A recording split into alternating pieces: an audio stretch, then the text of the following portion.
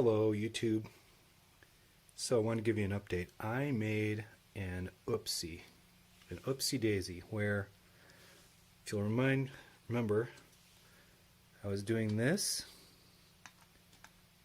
which is awesome, and this would have gone right there, just enough distance, but if you look, the studs are a half windshield off. I wasn't thinking. So that means I can't pin into the main structure at all, which means I have to figure out a good way to go ahead and do it halfway. Now luckily, I come over here, I have these cross members, and Technic is always odd numbered, which means you can always go to the center of something, which I did, and moving it out means that it looks like it's maybe a half pin to a quarter pin too far on the inside, but that's okay. We can always get things close enough to work. That's engineering instead of math. And that'll rise up. And this one, if I clip it in, should rise up and stick in just like that, which is awesome. But now, because there was an element under here that I was connecting to, I put in these threes and they're getting in the way, so I'm going to have to pop those out, and the only way to do that is to take this whole structure apart, which is going to really stink. And the other thing is, by adding these guys in, they can float back and forth. They're not sitting, they're in the middle, but they're not forced to be in the middle. And when they're over here, I just realized if I take a 5 element and go across, it should pin in right under there, but once again, this is that bulletproof locked in method, which means I have to take these sides apart, take them apart the other end, completely pry it apart. Luckily this rests on the railroad plate, so it'll make it a lot more stable. It means I have to go around the whole circle and tear it apart, put it back together to make it work, figure out what to do with this little bob, unless it just studs in, and that's good enough. And then I also have my vertical structure coming in. That's what's holding this up. And I also have these guys coming in to start to triangulate it so that it stops wanting to float back and forth. Once I get these in, it'll lock in place. But another problem is that I removed the jumper right here. It's got a little micro stud in the middle. That's what lands that in, and I need that to now be free, and this is now open to use, which means I also have to move this one back while it's apart. And then because I'm going to have windscreens on both ends of this, I've got to mirror image this thing while it's apart. So it's going to take a lot of pieces, a lot more building to get this right. This happens all the time where I get a little bit further, have to start over, and I also ran out of these pieces. So what's really awesome is I get to tear apart another part of my build to harvest all these pieces from it, so I can keep building until the replacements arrive and then come back and rebuild the whole thing later.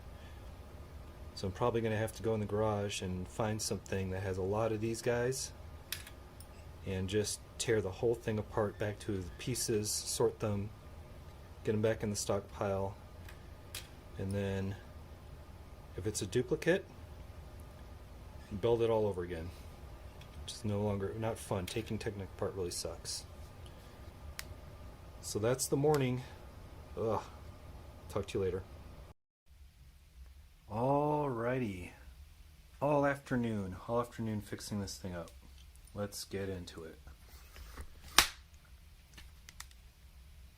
Where were we? On the road so far, we had a bunch of misplaced pins. Things weren't working. I had to move everything to the middle. And on this side, I had to go pin to pin. And mirror it, pin to pin. And then these I never could get solved, but as I connect the windshields together, these will fix into place, I hope. So I can cheat that and sort of mirror images around. These guys come apart pretty easy, and every once in a while you hit these big beefy guys, and I had to pry these apart. You'll see why on the other side, and I put another jumper back in, so this is a solid structure. The risers go right in that gap after reworking them. So this side wasn't so bad. It was kind of about prying apart some stuff that's really kind of loosely held in, working it around. And then I got to the reverse side. And since this is not equal, one side is one plate higher than the other side. They're not exact mirror images.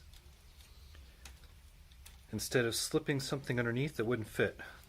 So right in there, the gap is too narrow for any of these Technics to fit in there, which meant I had to get really creative,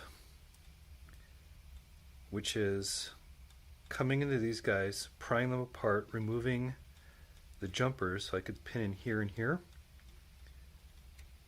and these coming over in this sort of pattern gets them darn close. You can see they're a little to the side, but if you snap something in, it should fall back into place, just bending it. And if I move this back now,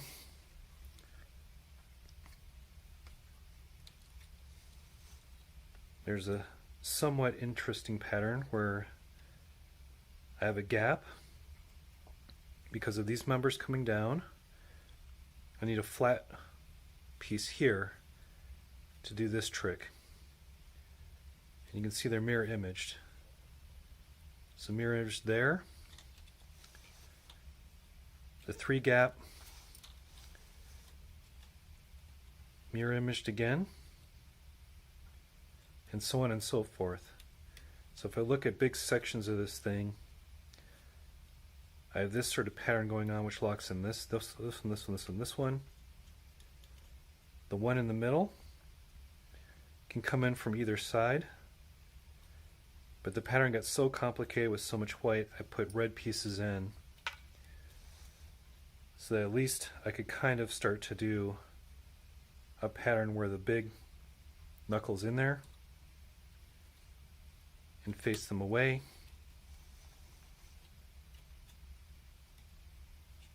Next big chunk is doing the repeating pattern for this guy and this guy.